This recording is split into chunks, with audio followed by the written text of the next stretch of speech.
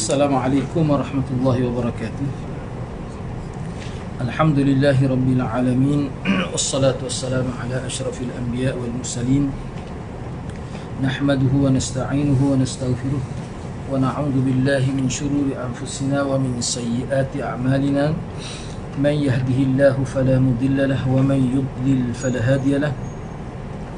Rabbi shrah li sadri wa yassir li amri wahlul 'uqdatam min lisani yafqahu qawli. Amma ba'd. Alhamdulillah, bersyukur kepada Allah Subhanahu wa taala kerana dapat bersama pada malam ini. Cuma pada malam ini oleh kerana kita cuti lama ni, jadi ada masalah teknikal sikit. Tapi kita akan teruskan juga insya-Allah dengan pengajian Sunan Nasa'i pada malam ini. Kita sambung bab yang ke-40 kan. Jadi nota tu sebenarnya ada di sini, cuma kena bagi minggu hadapan. Jadi saya akan baca baki nota sebelum ini, kemudian saya akan baca direct di sini. InsyaAllah nota ni pun saya akan bagi minggu hadapan ni. Baik, bab yang Imam Nawawi kemukakan dua hadis di bawah bab ini. Imam Nasa'i kemukakan dua hadis, iaitu hadis 683 dan 684 lah. Nota ni sebenarnya kita bagi sebelum ini, mungkin lama tertinggal agaknya. Baik, cuba kita tengok hadis yang ke-683. 83. وأبي قال أخبرنا محمد بن منصور عن سفيان عن عمر بن سعيد عن أشعث بن أبي الشعثاء عن أبيه قال رأيت أبا هريرة ومر رجل في المسجد بعد النداء حتى قطعه فقال أبو هريرة أما هذا فقد عصى أبا القاسم صلى الله عليه وسلم. Imam Nasa'i dengan sanad telah meriwayatkan hadis ini daripada Ash'ath bin Abi Ash-Sha'tha. Ash'ath bin Abi Ash-Sha'tha, daripada ayahnya. Maknanya Ash'as dia riwayat daripada ayah dia. Siapa ayah dia? Abi Sya'tha. Abi Sya'tha itu ayah dia. Jadi kata ayah dia, yakni Abi Sya'tha, saya telah melihat Aba Hurairah. Jadi kena itu ni, ni sengaja nak kadang-kadang Abu, kadang-kadang Abah, kadang-kadang Abi. Jadi sengaja nak buat begitu sebab kalau dalam bahasa Arab dia makna lain tu. Kalau Abah akan, kalau Abu oleh, dia makna begitu. Misalnya di sini disebut ra'aitu Abah. Kalau kita kata saya telah melihat Abu, kira-kira di segi bahasa Arab salah. Begitu kan. Tapi kita tak kira pun begitu, cuma kita nak ambil yang tepat lah. Jadi kata Abi Sya'tha, dia kata saya telah melihat Aba Hurairah dan ada seseorang telah berlalu pergi di hadapannya selepas azan. Cerita ni berkait dengan Abu Hurairah. Selepas dilakukan azan, ada seseorang itu berlalu pergi di hadapan dia lah, selepas dilakukan azan. Lalu Abu Hurairah berkata, bila berkata kita kena sebut Abu Hurairah lah. Sebab yang berkata tu fa'il tu dia kena rafa'. Gitulah ya. Sebab tu saya tulis begitu. Jadi beliau berkata, yakni Abu Hurairah, orang ini hakai Abul Qasim sallallahu.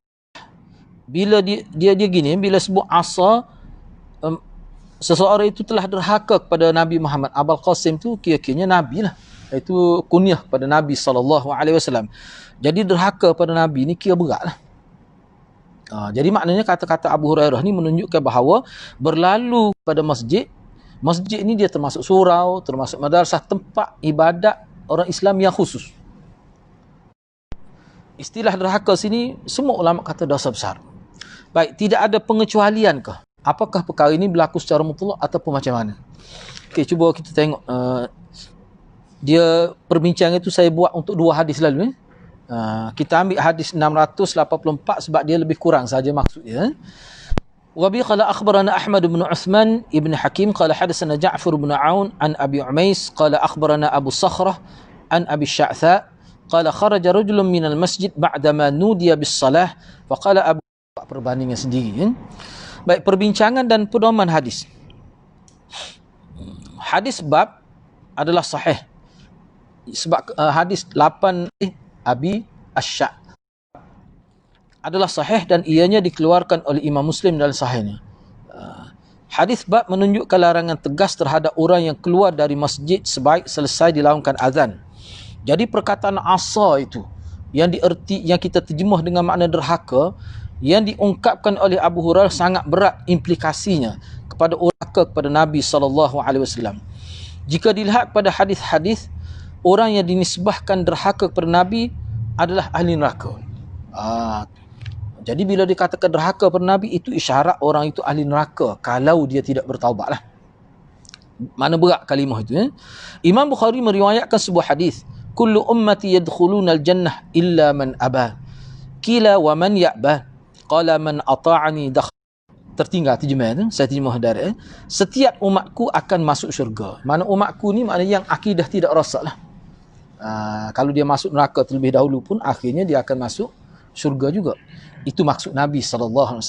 Ni dia panggil ummatul ijabah. Dalam istilah dia panggil ummatul ijabah. Mana umat, mana masyarakat manusia hidup di zaman Nabi dan sesudah Nabi yang memeluk Islam, itu dia panggil ijabah lah. Mana umat dia panggil ummatul da'wah, iaitu umat ataupun manusia yang ada zaman Nabi, yang dia tak masuk Islam lagi. Orang ni dia perlu didakwah. Itu dia panggil ummatul da'wah. Masuk syurga kecuali orang yang enggan. Maka ada sahabat tanya, kila tu dia tidak sebut, ditanya Nabi, wa man ya'ba, siapakah yang dimaksudkan dengan orang yang enggan itu? Siapakah yang dimaksudkan dengan orang yang enggan itu? Maka Nabi pun kata, man ata'ani dakhalal jannah. Nabi tidak jawab secara direct.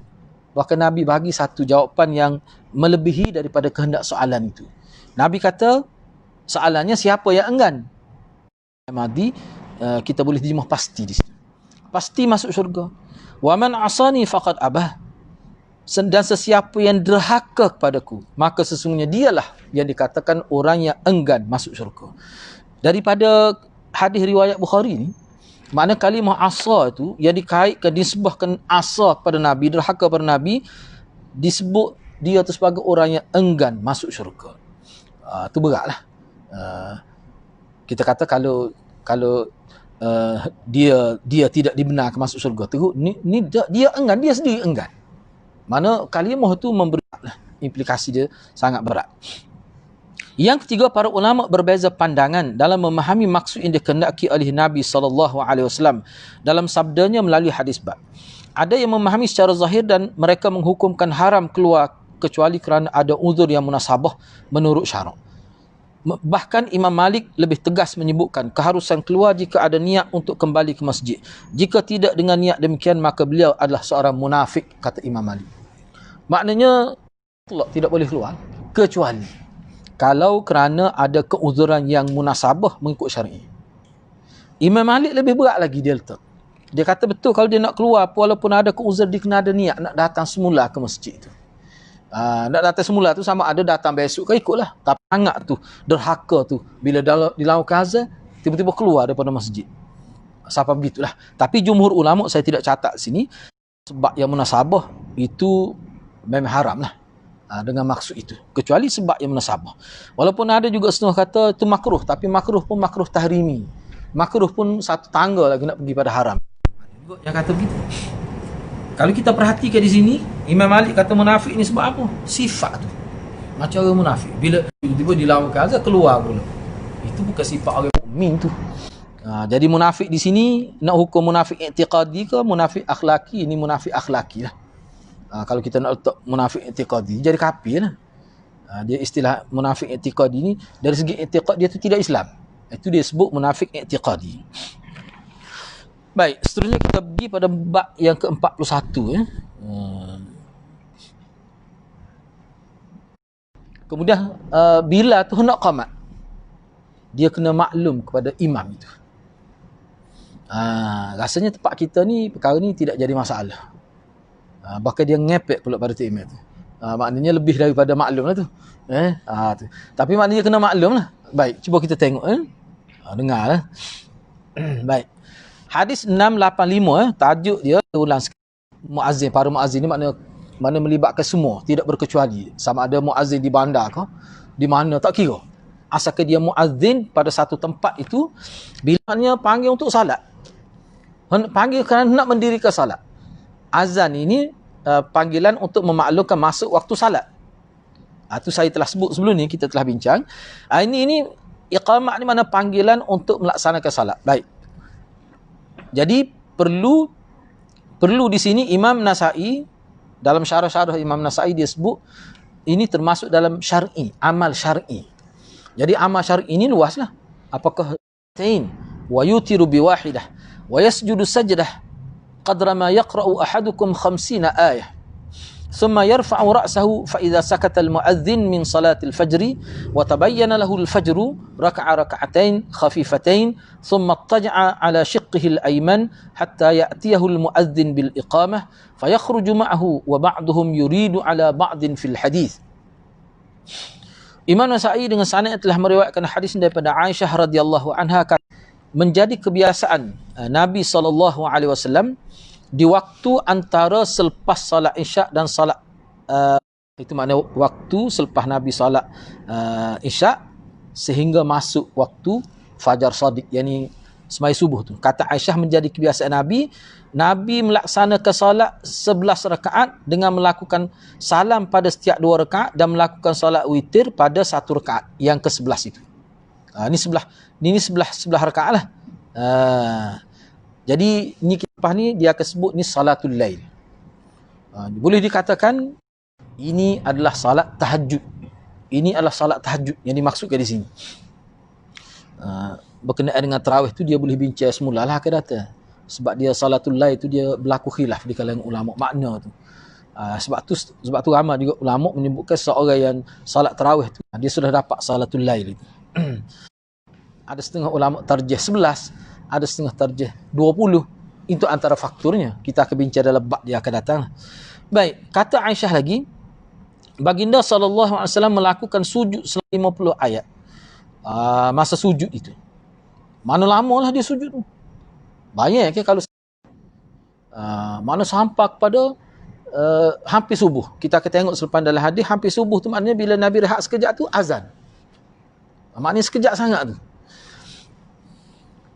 Maknanya ketika sujud itu, tapi ni Nabi salat secara individu lah, tidak berjemaah ni. Sebab tu ada, kita akan jumpa akan datang masuk ke dalam masjid Nabi salat. Maka sahabat pun salat bersama Nabi, mereka terkejut lah. Rupanya inilah amalan Nabi. Panjang baca. Sehingga ada setengah sahabat dia kata dia sakit lutut. Baik, cuma kita tak sampai pada hadis tu lagi. Baik, kemudian baginda mengangkat kepalanya setelah muazzin selesai azan dan telah nampak dengan nyata fajar, maka beliau telah melakukan salat 2 rakaat dengan kadar yang ringan. Jadi bila dilakukan azan, nyata fajar sini maknanya fajar shadiq. Fajar yang menunjukkan masuk waktu subuh. Maka Nabi pun salat 2 rakaat dengan salat yang ringan. Dan setengah riwayat sebut Nabi baca surah hujung tu. Mana suratul kafirun, suratul ikhlas. Itu contoh ayat yang Nabi baca untuk salat qabliyah lah. Salat rawatib tu. Bincanglah khilaf tu, baring di rumah dia ke atau berbaring di masjid ke atau macam mana. Nabi baring di atas lambung kanan dia. Nabi tidur gitu sebelah ni. Mana tidak tidur seperti tidur waktu malam tu lah, tidak. Ni sebenarnya ni baring tu ya. Tapi kita tak ada buat je tu ya. Itulah perlu kita faham maksud dia apa maksud sebenarnya. Tapi ada setengah masjid buat ni. Tak perlu sebutlah masjid mananya. Tidak tempat kita ni. Sahabat saya ada sebut. Baik, tak apalah. Sehingga, jadi dia baring itu selepas dia salat 2 rakaat tu sehingga muazzin datang kepadanya untuk ni Nabi salat di dalam bilik rumah dia. Sebab tu bila muazzin datang, muazzin akan ketuk pintu khawkhah tu. Maklum salah ya Allah. Kita akan jumpa hadis akan datang. Nabi pun keluar. Ni raudah ni. Di raudah. Sebahagian perawi ada yang menambahkan lafaz dalam hadis ini berbanding perawi yang lain. Ini termasuk dalam kaedah usul hadis. Sebahagian perawi ada yang menambahkan lafaz dalam hadis berbanding perawi yang lain. Sebab saya terpaksa terjemah secara harfiah. Sebab ini istilah ni. Sebab tu saya akan buat huraian selepas ni. Apa maksudnya? Baik. Sekarang ni hadis yang ke-6 ringkas. Yang pertama, hadis kepada muazzin, memaklumkan kepada imam sebelum dilakukan iqamat. Baik. Hukum sunat qiyamul lail. Di sini ada hukum sunat qiyamul lail. Dalam hadis ni, maknanya hadis ni salah satu hadis yang diambil untuk menyatakan hukum sunat qiyamul lail. Bukan wajib. Qiyamul lail tu maknanya salat, baca Quran, zikir, itu makna satu rakaat saja. Ibnu Abbas kata tak. Ibnu Abbas kata 3.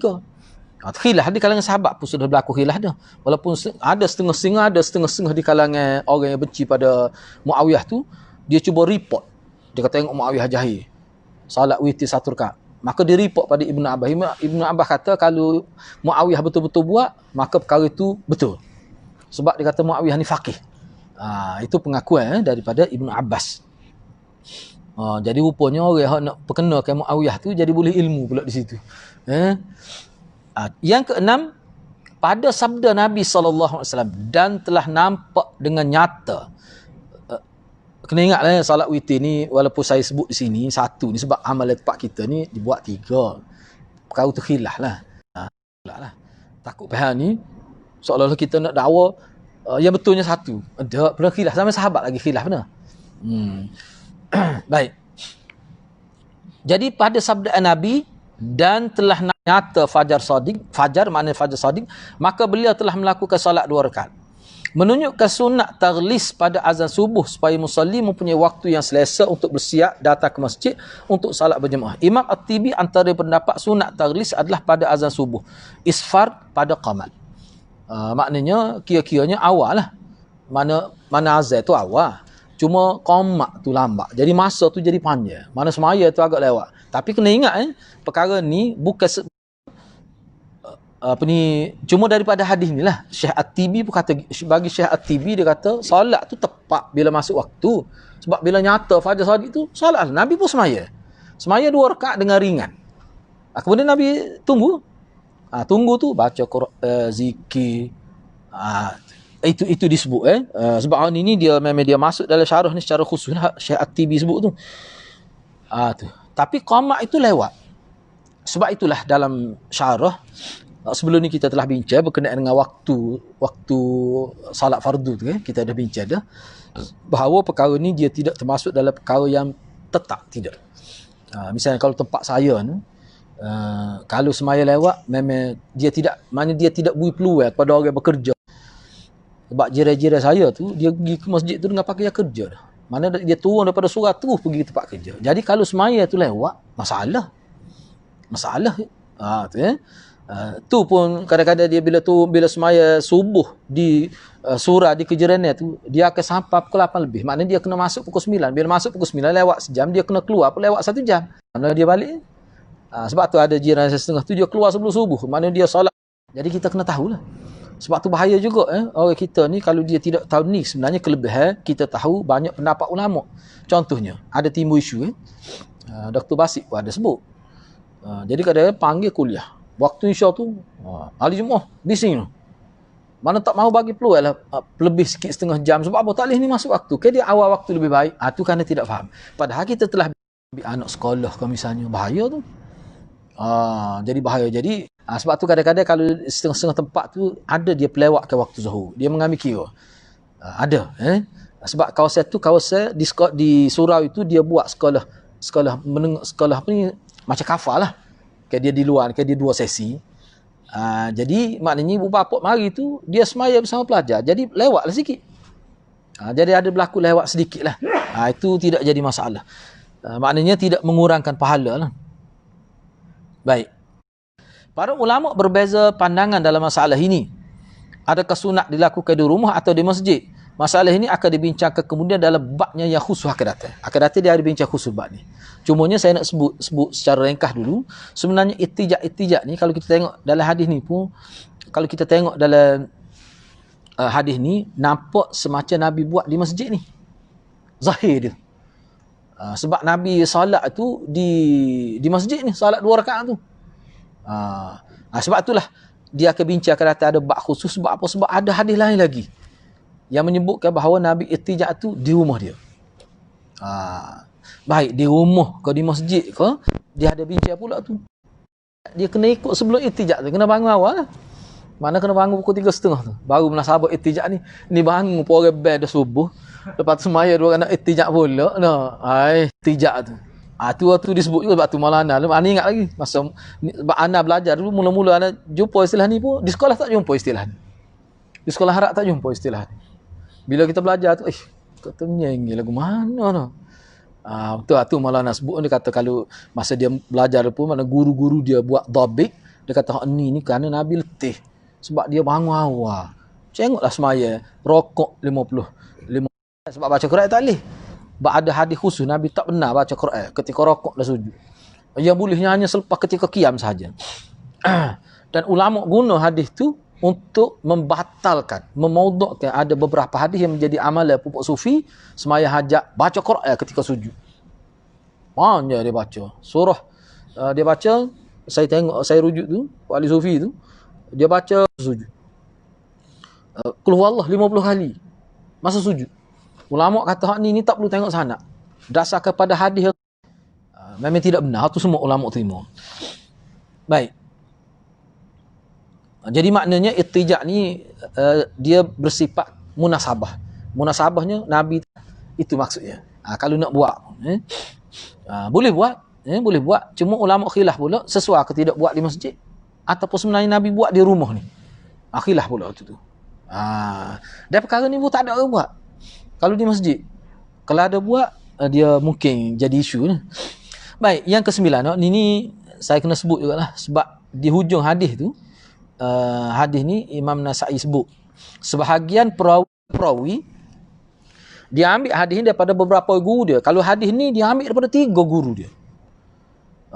Yang mana semua guru dia tu orang sahih, orang soleh, thiqah, dah boleh dibuat hujah. Jadi bincang tentang isu yang sama, cuma untuk guru dia riwayat hadis ada maklumat yang lebih. Dia campur. Lepas tu campur semua. Dan dia tidak royak hak ni hak guru dia hak ni. Hak bahagian ni dia riwayat pada guru dia ni. Dia tak sebut. Baik, cuba saya baca sini. Itu kedudukan hadis ni. Tapi hadis ni sahih. Sebab apa? Sebab ketiga-tiga guru dia tu adalah sahih. Baik, siapa cuba kita tengok sini nak baca. Ini adalah satu kaedah yang penting. Ianya berkaitan seseorang perawi yang telah mendengar sebagian hadis daripada seorang syekh dan dua-dua bahagian hadis tadi secara bersekali dalam satu hadis dengan menyatakan perkara tersebut, iaitu hadis berkenaan adalah gabungan riwayat daripada 2 perawi. Dia sebut contoh Imam Nasa'i bila dia riwayat, dia sebut kaedah tu. Jadi kalau orang tak belajar dia tak tahulah ini kaedah. Sebab tu kalau kita tengok dalam tak apalah nanti nota akan datang lah. Dalam hadis sebut seorang perawi ni yang bernama Ibnu Wahab ni, dia ambil daripada 3 orang guru dia, Ibnu Abi Dhi'bin, Yunus dan Amr bin Haris.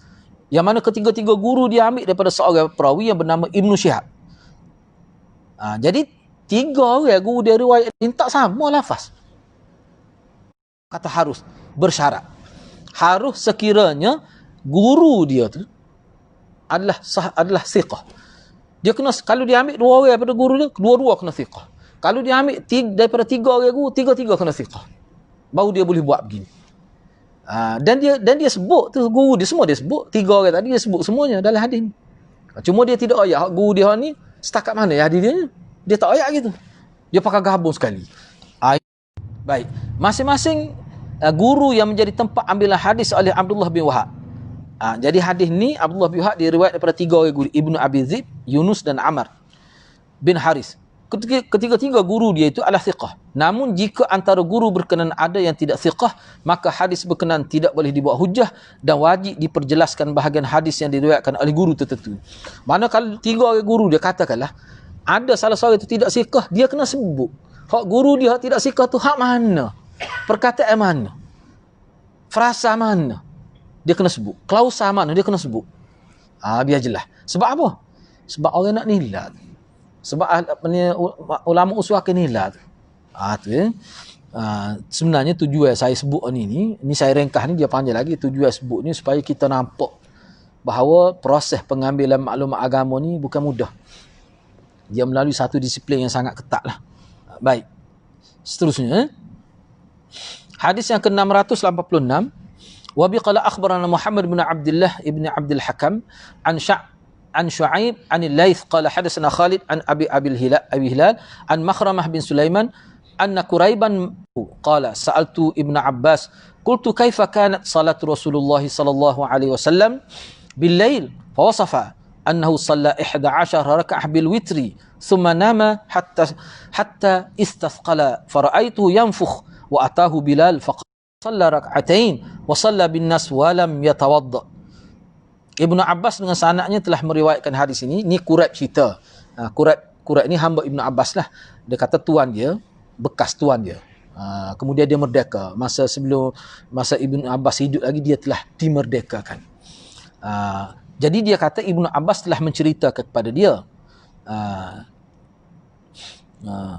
Bila dia tanya, dia kata, kerana saya tanya. Itu maksud dia. Bagaimana keadaan salat Rasulullah pada waktu malam. Jadi hamba dia bernama Quraib ni tanya dia salat malam dia macam mana? Panjang ke pendek ataupun macam mana? Itu maksud dia. Ibnu Abbas pun berceritalah. Dia kata baginda salat 11 rakaat termasuk witir.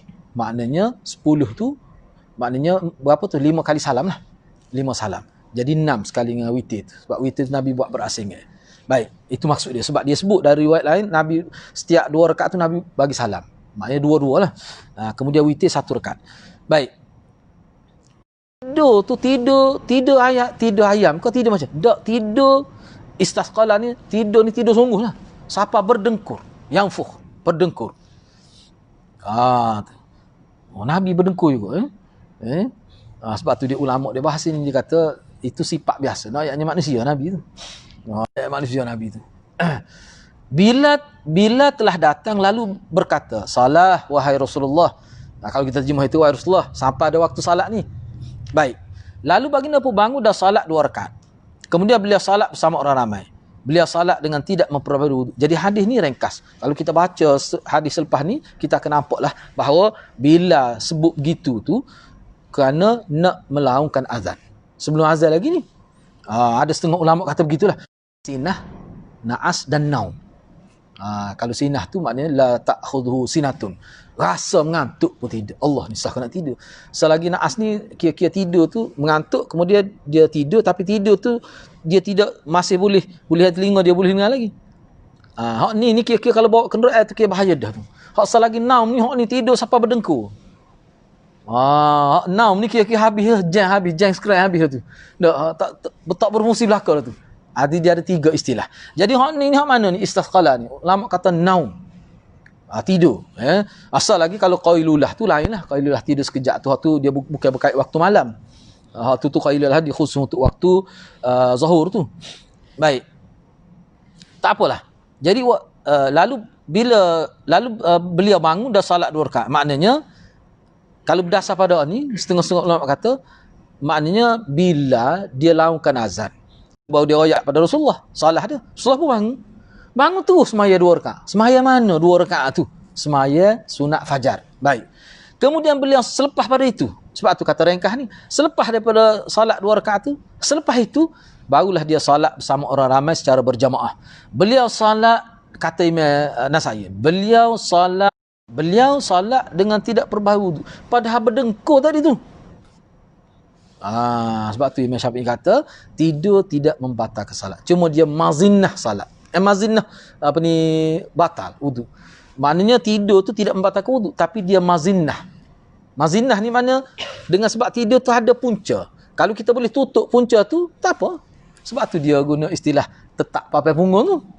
Tetap papai punggung ni maknanya dekat ada macam mana? Tutup papai punggung, duduk gini. Ni ada sahabat Nabi dia bersandar, tutup tu. Bersandar dia tidur. Sepah ngori. Orang Baisha bangun mayah lalu buat dia. Lama tu. Jadi sebab tu bagi Imam Syafi'i tidur ni sebagai mazinah saja, bukan dia tu pembatal wuduk, tidak. Tapi sebagai mazinah saja.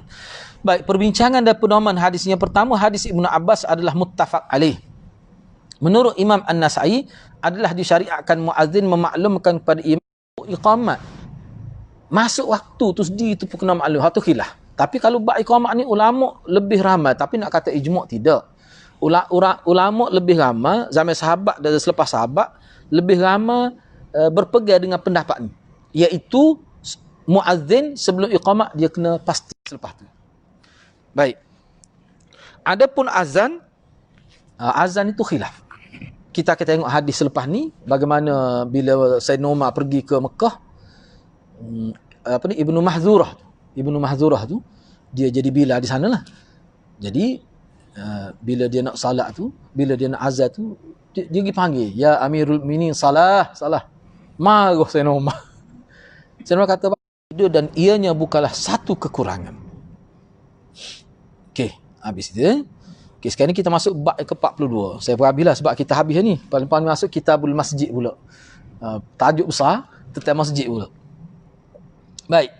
Tajuk yang ke-42 ni, iqamatul muazzin inda khurujil imam. Muazzin melakukan iqamat sejurus imam keluar pulaknya. Lebih terang lagi. Ini cara Imam Nasa'i ni. Imam Nasa'i ni dia susun tu kan. Lebih jelas cara dia. Ni rupanya panggil tadi, panggil tu untuk iqamat. Sebab tu dia jadi khilaf tu azan itu. Jadi dia gini, dia kitab Sunan Nasa'i ni dia ada satu kitab pula khusus tentang fiqh Imam Nasa'i. Jadi ulama bincang pula daripada seperti Imam Bukhari lah, mana tajuk dia dengan hadis yang dikemukakan, dia nak mengemukakan dia punya fiqh dia lah. Fiqh dia. Misalnya fiqh dia di sini kalau Imam Nasa'i dia terima bahawa kita memaklumkan kepada imam ni iqam. Sebab kalau azan tu tak maklum tak apa tu azan, tidak jadi masalah. Tapi kalau itu iqamat tak boleh. Cuba tengok sini saya ada buat huraian. Hadis yang ke-687, wa bi qala akhbarana Al-Husain bin Huraith qala hadatsana Al-Fadl bin Musa an Ma'mar an Yahya ibn Abi Katsir an Abdullah ibn Abi Qatadah an abihi qala Rasulullah sallallahu alaihi wasallam idza uqimatis salah fala taqumu hatta taruni kharajtu. Imam Nasa'i dengan sanad telah meriwayatkan hadis ini dari kamu bangun sehinggalah kamu lihat aku keluar. Begitu. Jadi sebelum iqamah tu bila telah maklumkan nak qamat ni. Jadi Nabi kata makmum tu jangan dia bangun sehingga dia nampak aku keluar. Itu maksud zahir hadisnya, fala taqumu hatta tarawni, sehingga kamu melihat aku, kharajtu, aku keluar. Baik, perbincangan daripada mana? Yang pertama hadis Abi Qatadah ni, hadis ni tinggi muttafaq alaih. Yang kedua Imam An-Nasa'i telah mengemukakan hadis di bawah bab ini sebagai menyatakan adalah termasuk dalam syariat muazzin melaungkan iqamat sejurus imam keluar daripada bilik. Jadi bagi Imam Nasa'i, hadis ni sebenarnya bahawa imam keluar daripada bilik. Kalau dulu bilik tu mana bilik Nabi, bilik Aisyah, bilik tidur isteri dia, kubur dia sekarang. Jadi kalau sekarang ni kita nak ambil bilik tu bilik imam lah. Sebab tu dia kata begitu. Maksud hadis bab adalah pastikan kehadiran imam ke tempat salat sebelum iqamat. Ini bertujuan meringankan para makmum agar mereka tidak menunggu terlalu lama sebelum kehadiran imam. Kan ada kan berlaku kan? Saya duduk kuliah subuh ni, memang kita jumpa lah. Malah sebutlah masjid mana ya. Sebut kenal lalu. Apa ni muazzin tu qamat. Tunggu lama. Saya dengar lah. Dia ngepek tu. Dia ngepek ni ada sokmo. Dia kata mana? Atau gitu. Jadi email sebut lepas tu minta maaf hamba duduk bilik air ni. Ni jadi muazzin tadi bila dia nak qamat tu sepatutnya kena check lah dulu email tu. Kau tidak jadi tadi ada dia tidak husnuzan, dia suuzan. Jadi keadaan itulah Nabi nak jaga. Jadi maknanya makmum ni dia lebih selesa, tunggu lama sikit pun dalam keadaan tidak. Kalau dalam mazhab Hanafi tu dia kena perlu menal hak ni sebab dia selepas la ilaha illallah ta'imi akad Allahu akbar. Kadang-kadang tu tak ada habis la ilallah Allahu akbar. Dia tu memang dia kena jaga menal hak ni. Sebab memanglah sebenarnya bagi saya sendiri pun hak tu lebih kuat lepas azan, lepas iqamah tak ada doanya. Dah saya pegang itulah tu. Cuma saya nak sebutnya dalam kita belajar ni biar kita tahu ada khilaf tu. InsyaAllah akan datang kita tengoklah macam mana. Baik, habislah bab taharah itu. Berapa hadis tu semua Ini kita masuk bab yang ke-8. Kitabul Masajid. Kena ingatlah. Kitab ni nak terjemah payah. Dia tajuk utama, tajuk besar, tajuk induk. Kitab ni tajuk dia Al-Masajid. Kita bincang tentang masjid pula. Al-Fadlu fi bina'il masjid. Tajuk bab. Dia panggil subtopik lah daripada kitab ni. Mana tajuk pecahan kita panggil. Tajuk dianya Al-Fadlu fi bina'il masajid. Kelebihan bina masjid. Ni kita bincang minggu hadapan insya-Allah. Jadi saya setakat itulah dulu. Iaitu Kitabul Masajid. Ini perbincangan tentang masjid. Disiplin masjid dan sebagainya lah. Jadi minggu depan saya akan sebut berapa bab yang ada di bawah Kitabul Masajid, berapa hadis yang dibicara ni saya akan sebut minggu hadapan insya-Allah. Insya-Allah minggu hadapan tu saya akan beri nota hak tadilah, bab nota